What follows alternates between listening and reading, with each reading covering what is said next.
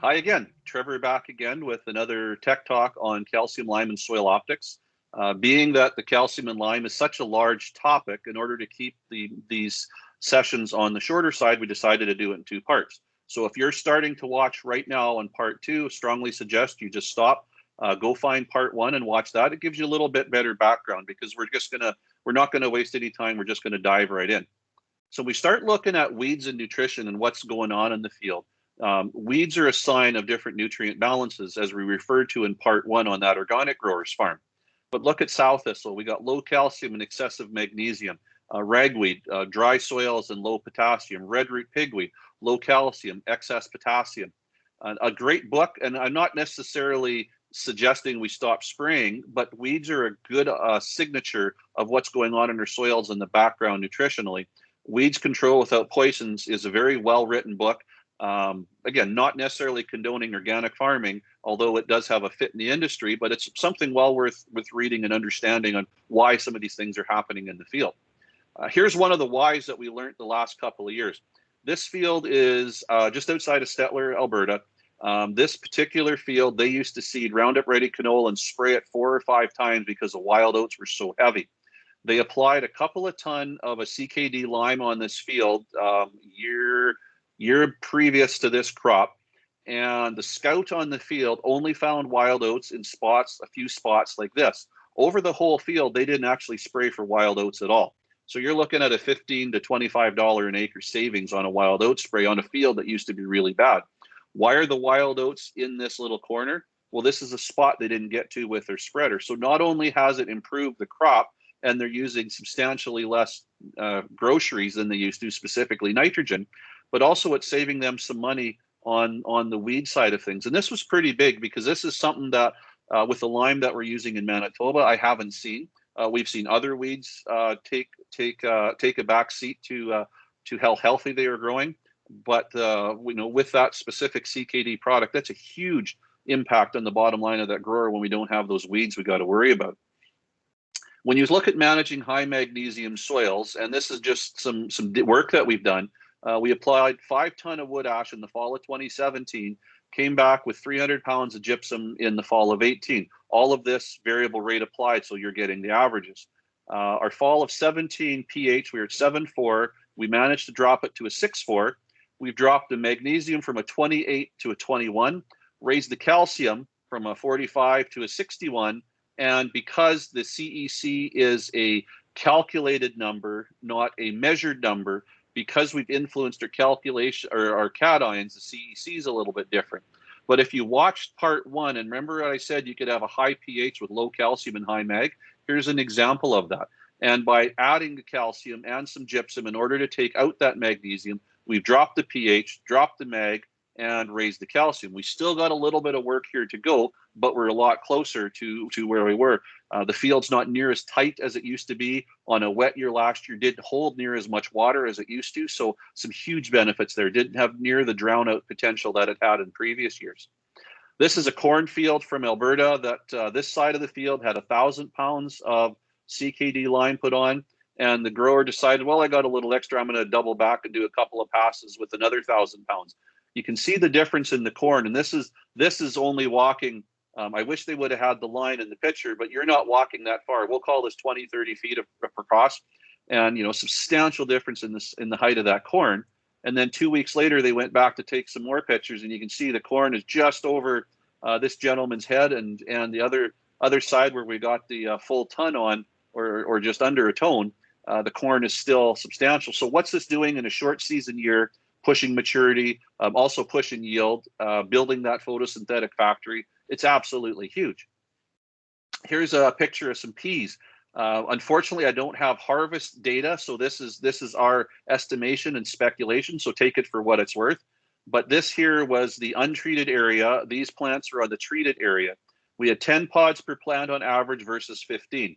We had 4 peas per pod versus 5 on the treated with the lime, which equals about 35 bushels an acre. And you can see, just looking over top, the plant that didn't have the calcium versus a plant that had the calcium, quite a bit better at the end of the day.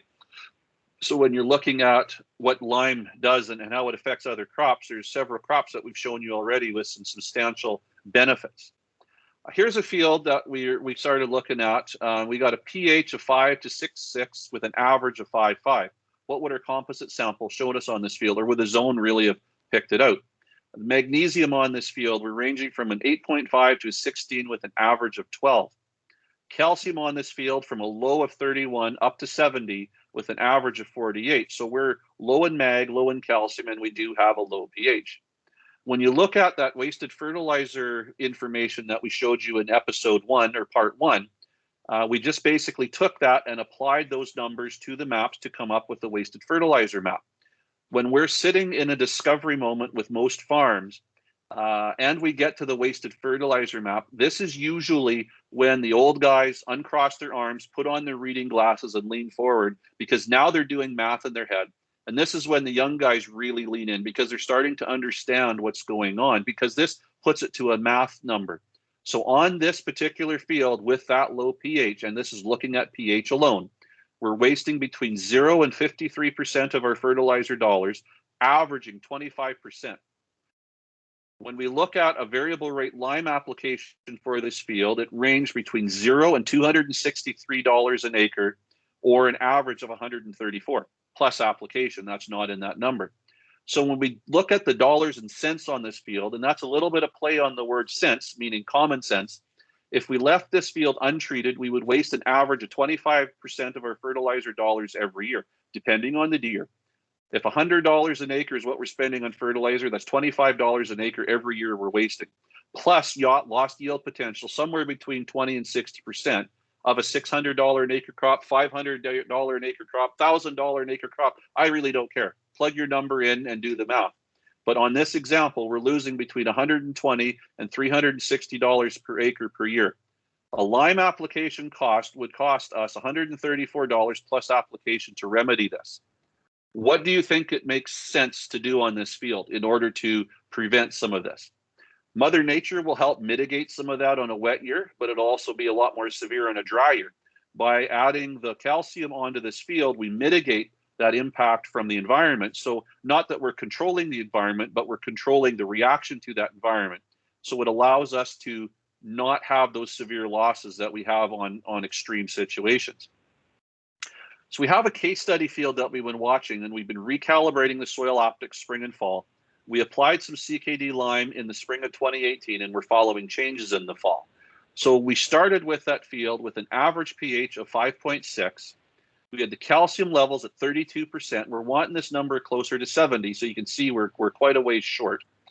We applied an average of 3,300 pounds of CKD, ranging from 0 to 4,700. And then we did some follow-up samples. So we look at this here. We've raised now the calcium to 48%. These corners were corners the grower was playing with, doing some low-level liming to see if it would do anything, but he never got his rates quite right. But when we put the full-blown budgeted CKD on top of it, these areas now really started to come around. And you can see them stick out like sore thumbs with the SoilOptix map. The pH side of things, we're now up to a 5.9. But interesting enough, and this is something I really want you to understand if you get nothing else from this, this field started with a 6.1 pH in the fall of 2011. This is off of a 5-acre grid sample that was the best we had at the time, put over the topography model. He put on a bunch of gypsum because he had high sodium and heard gypsum was good for sodium. With that addition of gypsum, dropped his pH down to 5.6. With the CKD now, we've brought it back up to a 5.9. His calcium started at a 37, and he put gypsum on, so that's adding calcium, but his calcium dropped to 32. Now by getting the calcium on through the lime, we're back up to a 48. Look at where he started with the magnesium. We're at 16%, pretty darn good for this field. With that addition of the gypsum, dropped it. So not only did he strip calcium out, he stripped magnesium out, and he potentially stripped sodium out, and we'll show you that right away. Now we're back up to 13%. So we've taken that magnesium from a deficient point up to an adequate point again, but we're not quite where we started. But then we look at the club root risk map, and we'll talk about this in a future tech talk, but can we change it? We dropped it from a 6.9 to a 5.9. Anything over a 6, it's not a matter of if you're going to get club root, it's a matter of when.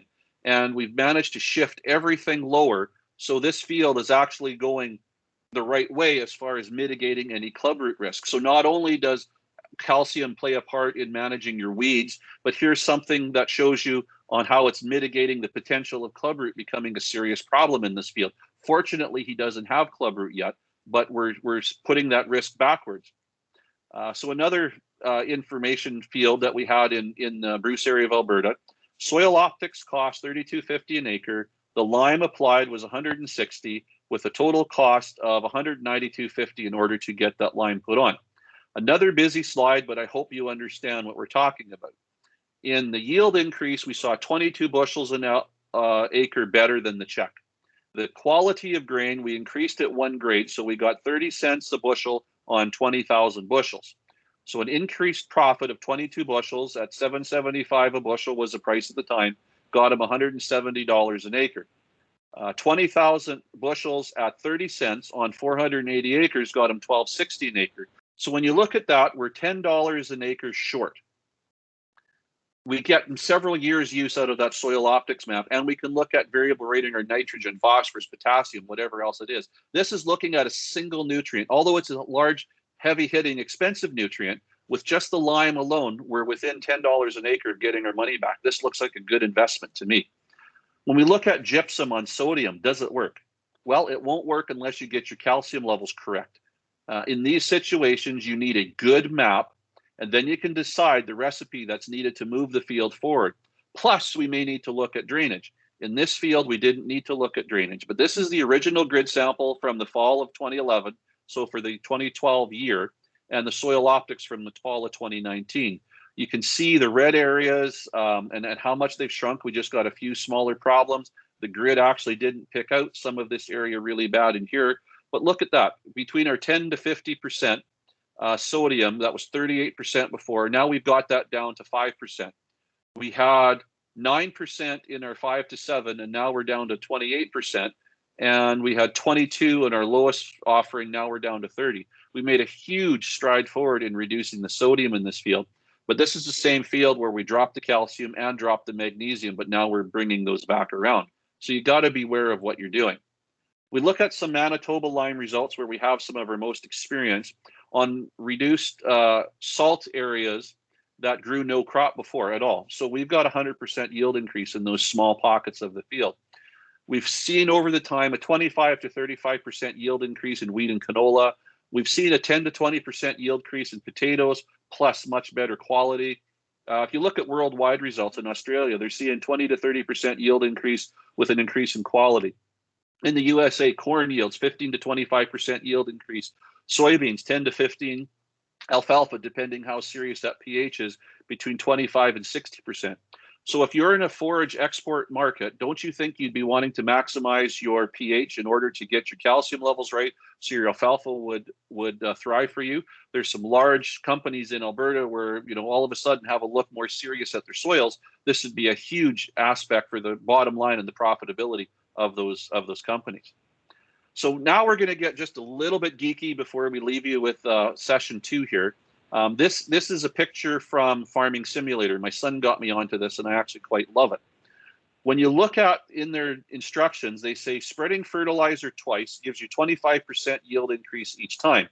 You need to spread lime every 3 harvests to give you an average of 15%.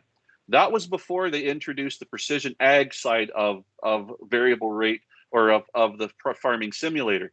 You look here, you can see the different colors of the background. That's where the pH is, and you can see the darker green where the spreader has gone over and raised the pH. So this particular spot, we're putting at 1.17 tons of lime on, or you carry forward, we've raised that now to 1.31, and that'll hold out as the video stops here. But you can see that a video game has understood the value of calcium and adding lime. Plus, they've taken that one step further to understand the value of doing it variable rate. So putting the right rate at the right spot of the field at the right time, using the right product in order to maximize the production potential that we have. If a video game can figure this out, why aren't we doing this in more fields? Kind of makes sense to me. with that, that's the end of our tech talk on calcium part 2. Hope you've enjoyed it. If you do have any questions at all, our contact information is there. Reach out to myself or reach out to the folks at SoilOptix, and they can steer you in the right direction.